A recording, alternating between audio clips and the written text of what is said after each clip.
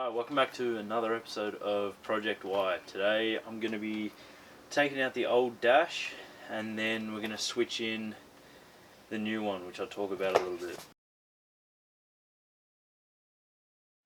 I've finally written up my list of things to do in order to get it on the road. I'm sure there's other things I'll find along the way, but at least now I've got a list I can go off.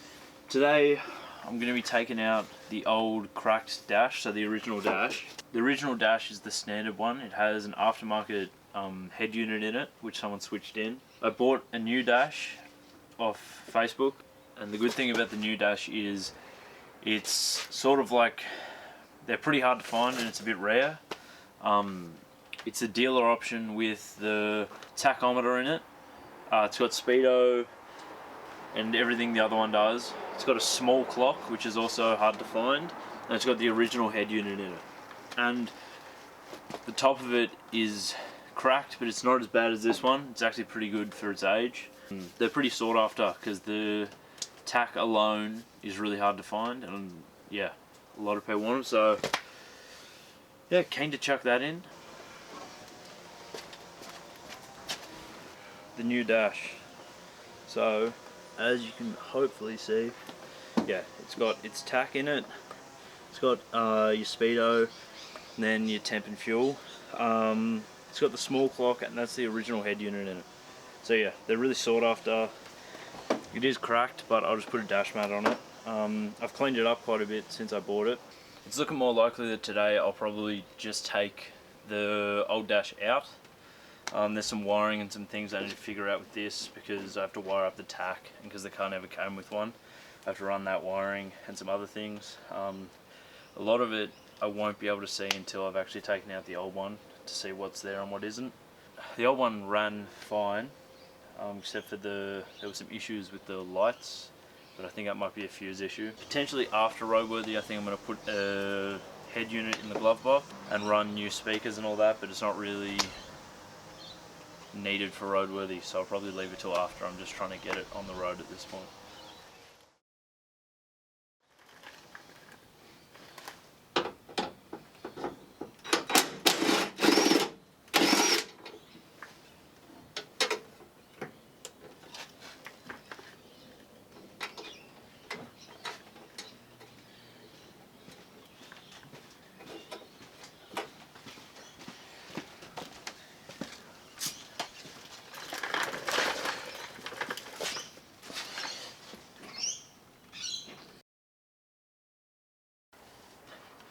So it's been, I think, maybe 2 days since the last shot.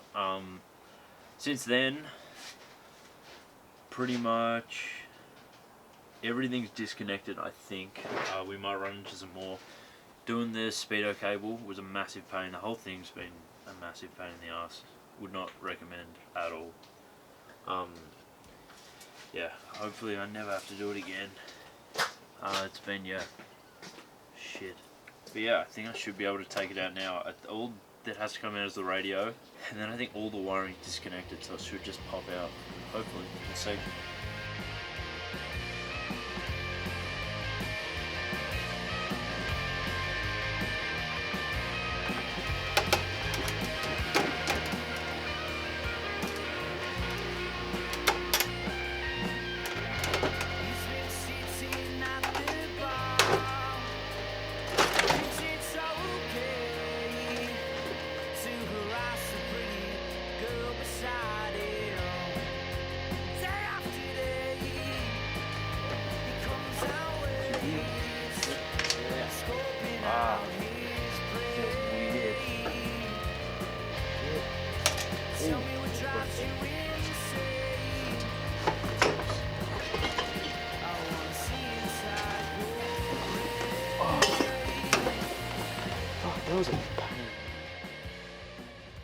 So it's been probably like 4 months since I touched the dash.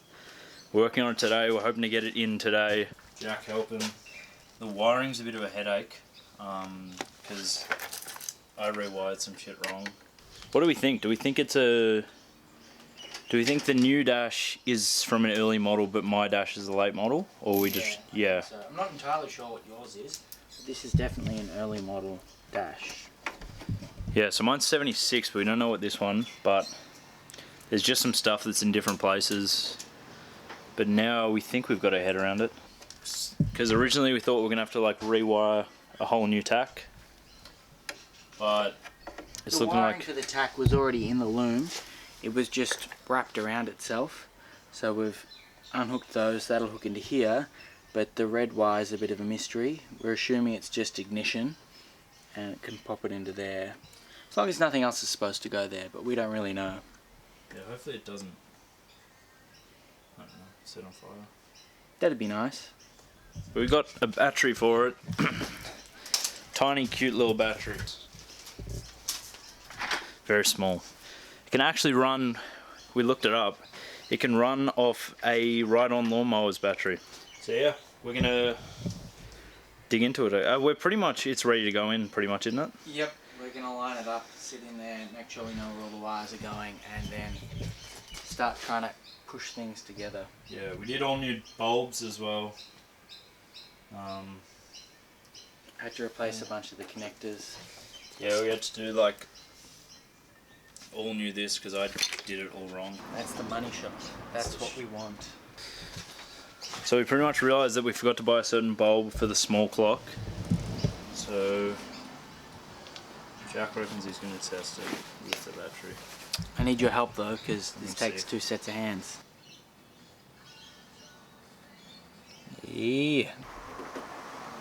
Just making sure all our connections are ready to go, which they seem to be. I'm saying you're optimistic. I'm not. This is going to turn into a shit show. This is going to suck. I'm not optimistic at all. So it's in, I guess. Just doing the last wiring. It's a pain in the ass, but... Get another one. I need 2. You need what? Need 2. 2 what? Shrink wrap. Fucking hell, man. Now is not the time to be filming. So we were using the soldering iron, and I left it lying on the ground, and Sophie decided to stand on it. Decided? That's a bit rich. Where is it? Melty. Not Is impressed. this your first time wearing them? Yeah, second. They're like brand new. I think so. Look. Might help.